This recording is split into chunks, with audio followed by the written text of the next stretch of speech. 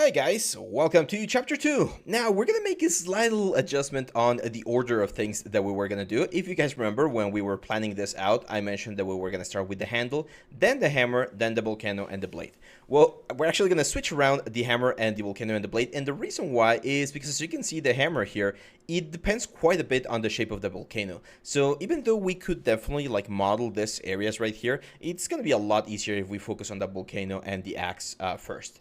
So yeah, let's get to it. Now, a couple of quick things that we can do here to make our lives a little bit easier. First of all, one of the things I'd like to do is go up here to the options, to the viewport shading. And remember, when we're working with sculpting, we have access to the matte caps. We can switch back to, let's say, this like beige matte cap that looks really nice. But on the layout, there's an option that I find really interesting, which is this color random. So now it gives every single object a different color. And as you can see, it's a good way to differentiate how many objects we have currently on our scene. So we do have the blocking over here, and if we turn on the blocking, you're gonna see right now it's being considered a single object. I'm gonna jump into it real quick, and I'm gonna go to face mode, and I'm gonna start selecting all the linked faces. For instance, on that cube, we're gonna delete them, so delete faces, and then I'm gonna do a selection box and hit L again with that selection box, and hit X and delete the faces. Grab this one, L, X, delete the faces. Let me just make sure that we don't have any other over here. No. And this one's L, X, and delete the faces. That way, we're only left with this part right here, which, as you can see, gives us a really like nice idea of where things are supposed to be. So I want to use this black or this elements right here as that sort of like a black like connection that we have to the hammer. So what I'm gonna do is I'm gonna select all of these faces from our blocking, and we're gonna delete the faces, and then grab this guys linked with L, and then X, and delete the faces. And again, before we continue, let me bring my screencast on again. Is it on? There we go. So now we just need to bridge this guys right here. I'm going to go to edge mode, grab this guy, and here under edge, there's an option to bridge the edge loops. There we go. And we're going to do this one again. So edge and just bridge the edge loops. That way, these are solid elements. One thing I want to do though is I actually want to separate this blocking that I have for the X. So I'm going to press L to select all of the, again, face mode, and hit L. And then I'm going to hit P to separate selection. So now, as you can see, the blade is a different element. But this piece right here is now a single object. So this blocking I'm going to delete, and this one I'm actually going to shift D to duplicate and just left click. And we're going to get this into the high poly collection. So I'm just going to drag and drop this onto the high poly collection. Let's hide this other collection, or just the blocking over here, and we're just going to be left with this one. Now that we have this one, we can jump back into sculpting, and we can, of course, do R to go into remeshing. Let's start with a big remeshing first.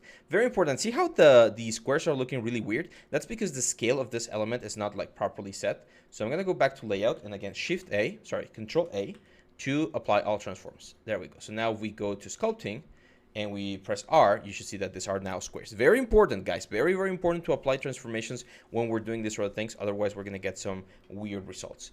Control R to remesh, and there we go. So as you can see, we got a very nice block in here. Now, of course, we're going to turn on symmetry, and I'm going to go straight to my clay strips right here. Let's press F to make this a little bit bigger, and we're just going to start adding more stuff over here. Let me just check one thing first. No, sorry. I was trying to see if we could get the screencast thing to work on sculpting, but apparently not. So I'm just going to be repeating the shortcuts. So I'm using, again, clay strips right here to just give a little bit of volume to the volcano. It's going to be up here. I'm going to go negative to start carving in where I would expect the entrance to the volcano to be. The lava material itself, it's going to be a different model that we're going to have to add in just a second. So right now we just want to like generate the general like silhouette of the volcano right here. So we mentioned this is going to be stone, so this stone is going to be like moving back. I don't want to make it like super precise, so I'm going to like break up the elements a little bit. And then as we go down here, as you can see, the volcano kind of like flares out, and it will be like received, if we can say that, by this piece right here. So we are going to go a little bit thinner as we go down. So we're going to, again, kind of like flare out and then flare inwards towards that specific area. If we take a look at the reference, actually, let me bring my reference here from PureRef. If we take a look at the reference, you're going to see that then the whole thing just pushes forward. This is where the grab brush is really good, because we can just start like moving all of the shapes a little bit faster. So I can start just like literally pulling all of these elements to create the general shape of the axe.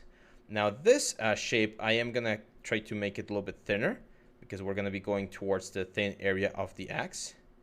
But if we go to number 3, yeah, we want to capture like roughly the size. Now, see all of this like rocks that are floating around? I'm going to consider them because we're going to be sculpting them from this section.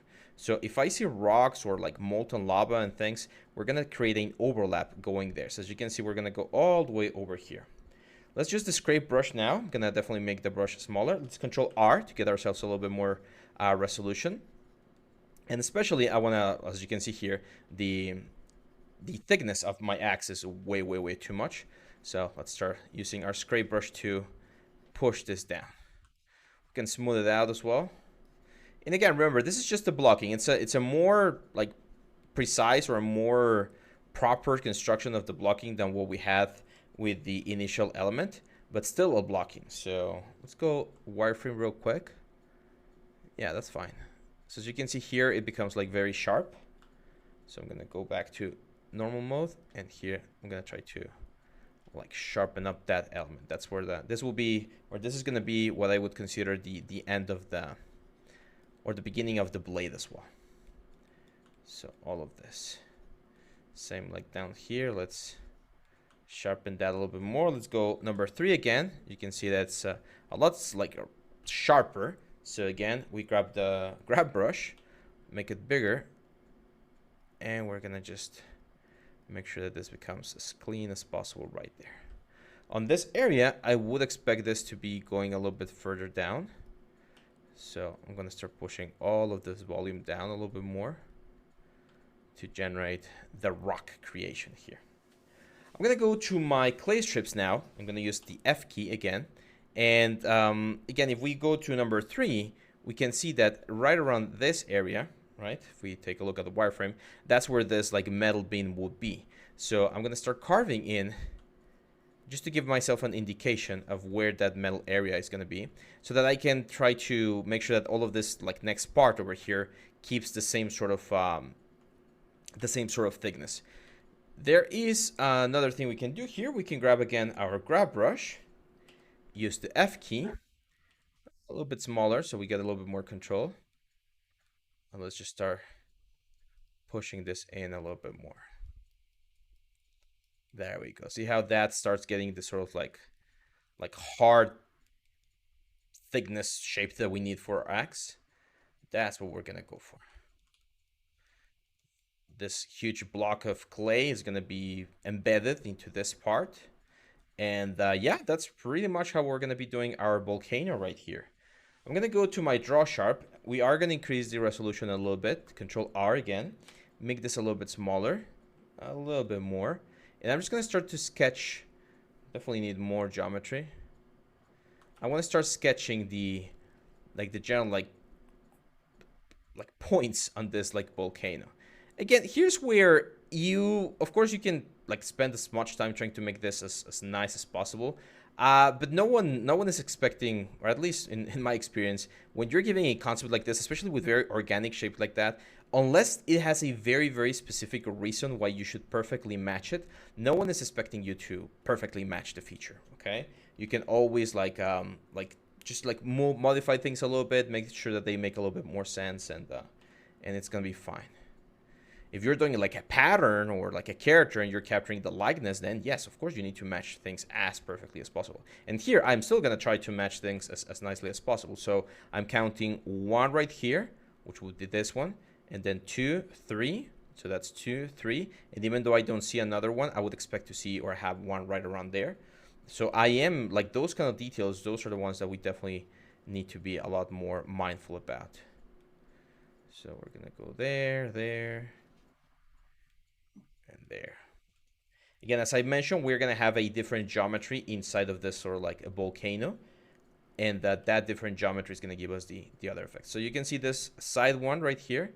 So this one, it's gonna kind of like flow down to this area, and then this second one, which is this one, it flows down, and it creates like another little river right there, and then that river kind of like splits right here, and it flows down as well. Then this one is very interesting. It has this sort of like zigzag shape, so I'm gonna try to introduce that sort of like zigzag shape. Then it falls down, and it again creates like a nice curvature over here. And this one, I'm gonna make it float down right there. And as you can see, by doing this, we're already capturing some very, very, very cool sections and shapes of this volcano shape, or this volcano element.